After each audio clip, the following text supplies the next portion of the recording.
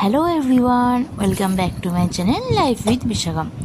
তো আজ আরও একটা মিনি ব্লগ নিয়ে চলে এসেছি।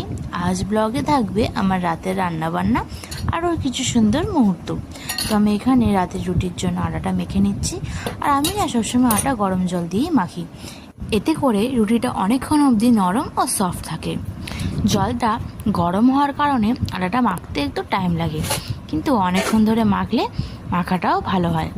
এবার আজকে শুধু আলু ভাজবো, কারণ দুপুরে একটু ভারী লাঞ্চি হয়েছিল, তাই জন্য সন্ধেবেলা শুধু রুটি আর আলু ভাজা। আমার এখানে আলুটা কাটা হয়ে গেছে, এবার ভাজা বসিয়ে দেবো। আমি শুধু জিরে আর শুকনো লঙ্কা ফোড়ন দিয়ে আলুটা ভাজতে ভালোবাসি। আমার হাজব্যান্ডও এইভাবে আলু ভাজা খেতে খুবই ভালোবাসে। তো দেখো, এখানে আলুটাও ভাজা বসিয়ে দিয়েছি। শুধু নুন আর হলুদ দেবো, আর এক্সট্রা কোনো মশলাই দেবো না। এতে করে আলু ভাজাটা খুবই সিম্পল হয়। গরমের সময় তো বেশি রিচ খাবার খাওয়াও উচিত নয়। তোমাদেরকে বলেছিলাম না সকালবেলা যে আমি চেষ্টা করবো রোজ একটা করে হলেও ভিডিও দেওয়ার।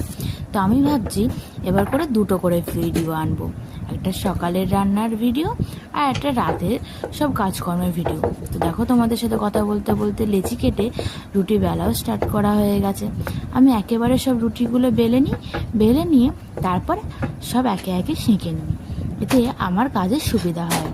আর দেখো, এখানে রুটি সেঁকাও হয়ে গেছে।